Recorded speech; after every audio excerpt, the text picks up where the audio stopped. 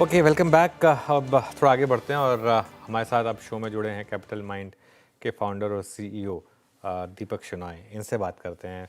Deepak ji, good afternoon. तो market में थोड़ी सी एक रसाकशी चल रही है इस समय, लेकिन इससे पहले हमने एक बड़ा मूव देखा था अपसाइड पर। अब हम ऑल टाइम हाई के इतने करीब निफ्टी पर। क्या व्यू है इस समय ओवरऑल? ओवरऑल आई थिंक अनुज जी, सच बताऊं तो अभी जो बड़ा न्यूज़ आने वाला है वो शायद टैरिफ्स के बारे में होगा। जब टैरिफ्स और यूएस का जो नजरिया रहेगा या फिर जो कोई ट्रेड डील होगी कि नहीं होगी और किस तरह से होगी, उस हिसाब से आई थिंक एक ट्रिगर होगा आगे की मूव के लिए। और दूसरी बात ये कि अभी रिजल्ट्स भी आएंगे क्यू वन के रिजल्ट्स अच्छे होने चाहिए इन जनरल, क्योंकि जो आरबीआई की स्टेबिलिटी रिपोर्ट थी या फिर हमने अगर किसी और चीज़ को भी देखा, जैसे बैंकिंग लिक्विडिटी है या फिर इंटरेस्ट रेट्स जिस तरह से आरबीआई ने कम किए, उस वजह से भी आई थिंक कॉर्पोरेट्स को बेनिफिट हो सकता है। आई थिंक ये जो चीज़ है, इस कमेंट्री पे हम आई थिंक नेक्स्ट स्टेप्स निकाल सकते हैं यहाँ से। लेकिन प्राइस एक्शन में कुछ उतना खास नजर नहीं आ रहा है कि क्योंकि पिछला हाई अभी क्रॉस नहीं हुआ है। मार्केट्स अभी थोड़े से मतलब लार्ज कैप्स एटलीस्ट थोड़े से उतने अच्छे उतना स्ट्रेंथ नहीं दिखा रहे हैं। मुझे लग रहा है कि जो आगे का एक्शन आएगा आई थिंक मोस्टली मिड और स्मॉल कैप एक्शन में आएगा। आजकल जिसको मिड कैप कहते हैं वो भी करीबन 1 लाख करोड़ के करीब का जो मार्केट कैप का स्टॉक है वो भी आजकल मिड कैप हो गया है। और आई थिंक 35,000 करोड़ के करीब स्मॉल कैप का लिमिट है। तो जिस जिस कंपनीज को हम पहले मिड और स्मॉल बोलते थे, अब उनका डेफिनेशन भी चेंज हो गया। तो मुझे लगता है लेकिन उसमें स्वीट स्पॉट है 30,000 to 100,000 करोड़ में। आई थिंक यहाँ वाली मार्केट कंपनी कैप वाली कंपनी जिसमें ग्रोथ आपको आई थिंक थोड़ा सा ध्यान से देखना पड़ेगा कि कमेंट्री किस तरह से आती है, स्पेसिफिकली मैन्युफैक्चरिंग में भी। Okay, good afternoon Deepak ji. आपने कहा मिड कैप और स्मॉल कैप अभी स्वीट स्पॉट में, स्टॉक स्पेसिफिक तो नहीं हो पाएंगे आप, लेकिन अगर सेक्टर स्पेसिफिक के लिहाज से मैं पूछूं तो स्पेशली मिड कैप जोन से कौन सा सेक्टर्स अभी ठीक ठाक लग रहे हैं आपको और जहां पे बेट लगाई जा सकती है फिलहाल? तो आई थिंक अभी जो कुछ कंपनीज हैं, दो थीम्स में बताऊंगा। एक तो मैन्युफैक्चरिंग होगी, हाई प्रिसिशन मैन्युफैक्चरिंग। यहाँ पे थोड़ी से डिफेंस कंपनीज भी आती हैं, थोड़ी से कोर मैन्युफैक्चरिंग कंपनीज और ऑटो एंसिलरीज भी आती हैं। तो इनमें आई थिंक स्कोप और आगे बढ़ के ज़्यादा बेटर होने वाला है। लेकिन अभी फिलहाल उनकी कमेंट्री पे ध्यान देना पड़ेगा कि किस तरह से जो चाइना की जो जिससे जो प्रेशर आ रहा है हैवी अर्थ मेटल्स और उसके मैग्नेट्स के इंपोर्ट्स में, उसमें क्या शॉर्ट टर्म इम्पैक्ट होता है। लेकिन वहाँ पे आई थिंक सबसे ज़्यादा लॉन्ग टर्म ग्रोथ स्टोरी है इन जनरल। दूसरी बात ये, जहाँ पे इंडियन फाइनेंशियलाइजेशन की बात हो रही है, जिस तरह से लोग फाइनेंशियल इंस्ट्रूमेंट्स में इन्वेस्ट कर रहे हैं, इक्विटी हो चाहे म्यूचुअल फंड्स हो, चाहे इनमें कई कंपनीज हैं जो बेनिफिट कर सकती हैं। चाहे आप एक्सचेंजेस को देख लीजिए या फिर आरटीएज होंगे और एसेट मैनेजमेंट कंपनीज होंगी। इसमें मैं जरा अपना बायस बताना चाहूंगा कि हम भी एसेट मैनेजमेंट कंपनी ही हैं, तो हमारा वहाँ पे बायस ज़्यादा। लेकिन यहाँ पे जनरली फ्लोज अच्छे रहे हैं लास्ट 3 मंथ्स में, रिटेल से भी।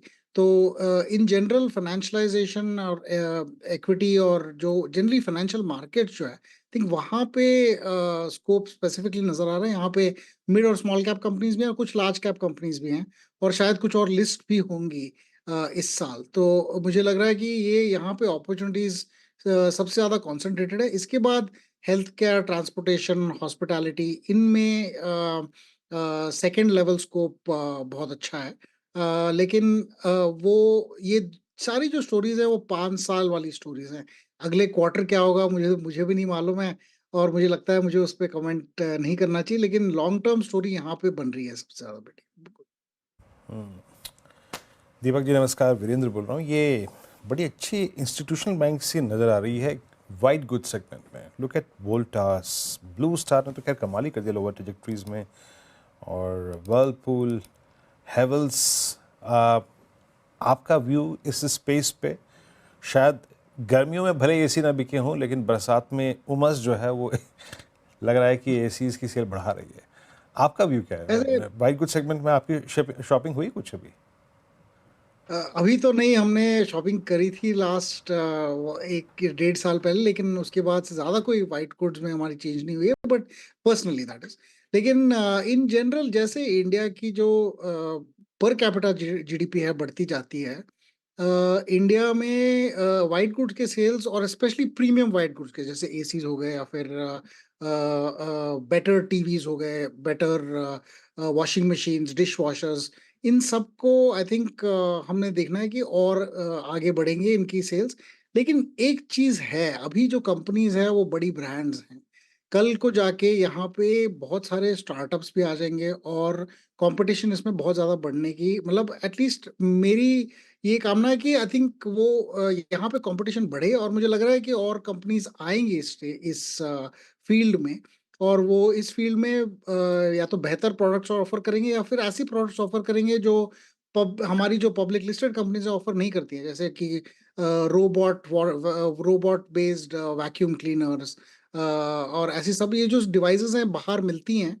अभी इंडिया में थोड़ी सी, मतलब इंडियन मैन्युफैक्चरर्स नहीं है इसके, लेकिन ये मैन्युफैक्चरिंग और इंडिया में होगी तो आप जरा सा वही ध्यान रखें कि सेक्टर बढ़ तो जाएगा, लेकिन क्या आपके ही कंपनीज उसमें सबसे ज्यादा इनोवेटिव है, इसका ध्यान रखना बहुत जरूरी होगा। मुझे लग रहा है कि यहाँ भी बहुत एक्शन होगा। India is very under automated उस तरफ से, वाइट गुड्स के हिसाब से। और चाहे जो भी कहें हम, इंडिया में इतनी गर्मी है इन जनरल, एसीज का यूज और बढ़ेगा और बढ़ना भी चाहिए, क्योंकि लोगों को डिस्कम्फर्ट में रहना, हम कितनी देर ही रहोगे, जैसे आपकी इनकम बढ़ती है आप पहले अपने आप को कंफर्टेबल बनाओगे। इस चाहे एसी हो, चाहे फ्रिज हो, चाहे डिश वॉशर हो, वॉशिंग मशीन हो, ये वाली जो स्केल है इंडिया की और बढ़ेगी, पर इसमें कंपटीशन भी बहुत आने की आगे संभावना है। ओके, बिल्कुल कंपटीशन तो खैर हर जगह है आजकल। केमिकल स्पेस पर क्या व्यू है आपका, दीपक जी? कर रहे हैं क्या बाइंग यहाँ पर?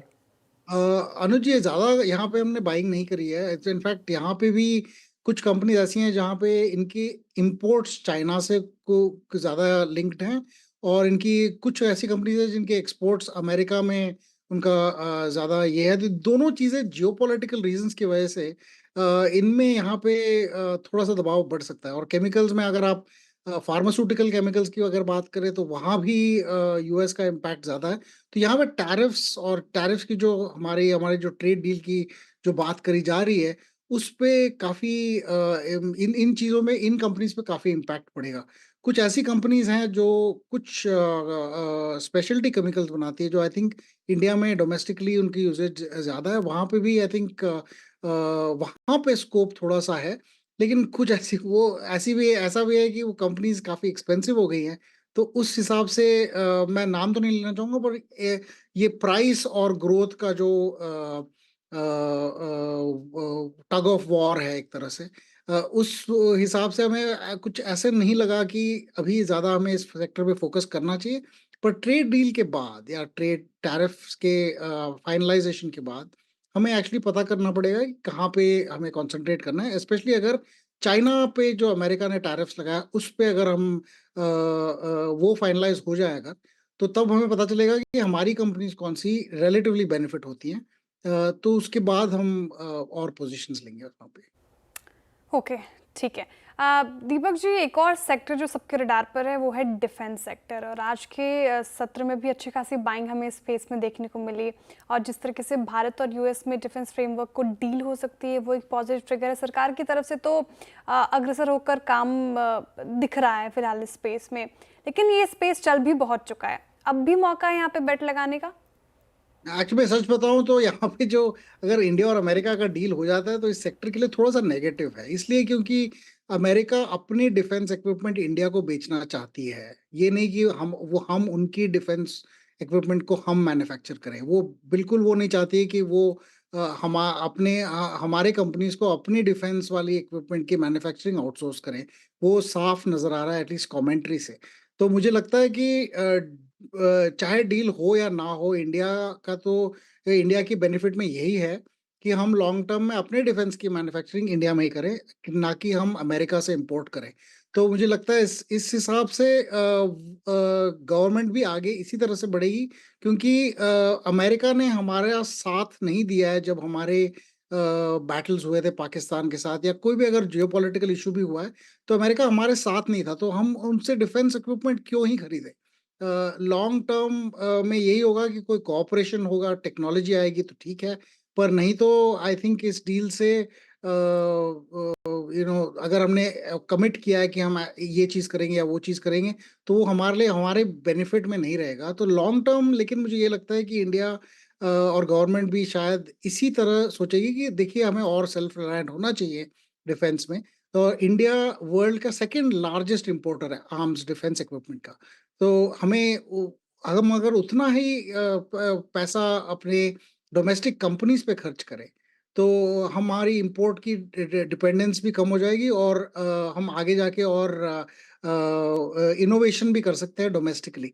तो वो चीज़ उस चीज़ के हिसाब से अगर मैं 5 ईयर होराइजन देखूं, मुझे लगता है कि हमारी डिफेंस कंपनीज यहाँ से कई गुना और बढ़ेंगी। और यहाँ चाहे आप पब्लिक सेक्टर कह दो या प्राइवेट सेक्टर, सब में अपॉर्चुनिटीज हैं, स्मॉल टू बिग।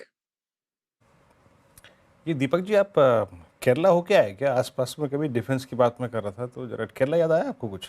क्यों मैं कह रहा हूँ, नहीं वैसे केरला अभी टूरिज्म ने एक ना बड़ा अच्छा ट्वीट किया था कि the God owns country, Kerala is such a amazing place, I don't want to leave, definitely recommended. वो जो F-35 खड़ा हुआ था ना तिरुवनंतपुरम में, है ना? यस यस कि और वो कुछ वाला। नहीं तो यहाँ पर आप ये देख के जाइए F-35 है। गजब तो था, अब गजब या क्रिएटिविटी तो थी वो ये। जाना नहीं चाहते या तो हम जाने नहीं देना चाहते, वो दो चीजें हैं। पर इस जो वैसे लेकिन उससे मेरे ख्याल से डिफेंस पैक का हो गया अभी, वो। पर मेरे ख्याल से ये अच्छा। हाँ सॉरी, वो चला गया है क्या? मेरे ख्याल से पैक हो गया वो, चला गया वापस ना, आज आज आज चला गया वापस। पर उसमें एक चीज थी कि हमने शायद उसको डिटेक्ट कर लिया था जब हमारे एयरस्पेस में आया था, जो शायद लोग सोच रहे थे कोई डिटेक्ट नहीं कर पाएगा, क्योंकि इसमें स्टेल्थ फीचर्स हैं। तो उस थोड़ा सा प्राइड तो बनता है। हाँ, बिल्कुल। अच्छा चलिए, तो खैर मजाक की बात हो रही थी, डिफेंस भी टूरिज्म में दोनों कवर कर लिया। एक दो बास्केट और ले लेते हैं यहाँ पर जो कि थोड़ा सा अच्छा कर रही हैं। आई मीन मतलब बाजार हल्का सा कोलैप्स भी हो रहा है बट स्टिल बाजार का कॉन्फिडेंस काफ़ी स्ट्रॉन्ग है उसमें। Look at Apollo hospitals, max, Fortis, एक बार फोर्टिस लेके आइएगा। Fortis almost 796 in all time high पर फोर्टिस। ये डायग्नोस्टिक प्लस ये हेल्थ केयर में आपके हॉस्पिटल स्टॉक्स, आप लोगों के म्यूचुअल फंड के ये आपके पीएमएस में या फिर अपने क्लाइंट्स को कुछ ऐसी सिमिलर नोट पे इनमें से किसी काउंटर पे रिकमेंडेशन दी हो आपने, दीपक हाँ, जी? हमारे पास है हेल्थ केयर में इंटरेस्ट, बिकॉज हेल्थ केयर एक चीज है जहाँ पे आई थिंक डिमांड और बढ़ेगी, और दो चीजों की बढ़ेगी। एक तो इमरजेंसी की, जहाँ पे आपके अगर किसी का एक्सीडेंट हो जाए या फिर कोई हार्ट अटैक हो जाए, उस इमरजेंसी केयर में आई थिंक वो तो होता ही रहेगा। लेकिन ये भी है कि लोगों के जो डिजीजेज हैं, कभी लाइफस्टाइल डिजीजेज हैं, और कुछ अगर आपने इलेक्टिव सर्जरीज करनी होगी जो आपको आपको ज़रूरत नहीं है बिल्कुल अभी, लेकिन लोग टेस्ट करके जांच करके फिर प्लान करके करवा देते हैं। ये वाली जो स्पेसिफिक है, ये इलेक्टिव सर्जरीज आई थिंक और इंक्रीज हो रही हैं, और काफ़ी इंक्रीज हुई हैं कोविड के बाद से। दूसरी बात ये कि हमारी लाइफस्टाइल्स जो है जनरली, जो सिटीज़ का, या चाहे आप पोल्यूशन कह दीजिए या फिर ट्रैफिक और स्ट्रेस कह दीजिए, हमारे लाइफस्टाइल्स काफ़ी अनहेल्दी हैं। तो इस वजह से जैसे इंडिया की जो एवरेज एज है अभी 28 साल के करीब है, और 32 30 32 35 साल के जब हम हो जाएंगे ऑन एवरेज, तो हमारा जो अनहेल्दी लाइफस्टाइल हुआ करता था वो आके इन्हीं हॉस्पिटल्स में, और इन्हीं हॉस्पिटल्स को ज़्यादा बिजनेस आएगा लॉन्ग टर्म में। और जो हॉस्पिटल्स हैं वो भी अपने आप को ऑर्गेनाइज करके चेन्स बना रही हैं, और वो चेन्स लिस्टेड हो रही हैं। तो उस वजह से मुझे इस स्पेस में आई थिंक काफ़ी इंटरेस्टिंग है। इसको मैं डोमेस्टिक कंजम्पशन के हिसाब से कहूँगा, क्योंकि ये इलेक्टिव सर्जरीज कंजम्पशन का एलिमेंट है। इमरजेंसी तो खैर इमरजेंसी ही है, पर इसमें आई थिंक काफ़ी ज़्यादा स्कोप है। और डायग्नोस्टिक इसलिए भी है क्योंकि टेक्नोलॉजीज जो डायग्नोस्टिक्स में वो दिन ब दिन इम्प्रूव होती जा रही हैं। आपको हैंड हेल्ड अल्ट्रासाउंड मशीन्स मिल रहे हैं, आपके पास नए-नए टेक्नोलॉजीज़ आ रही हैं जिसमें आप बहुत सारी चीज़ें आप कर सकते हो and relatively faster turn arounds जो 4 दिन, 5 दिन लगते थे एक टेस्ट के रिजल्ट्स के लिए पहले, आजकल उसी दिन सेम डे इवनिंग को आ जाती है, जैसे आपके यू नो अमेज़न या फ्लिपकार्ट की जो डिलीवरीज़ है, उस तरह से वो आजकल डायग्नोस्टिक रिजल्ट्स भी दे पा रहे हैं।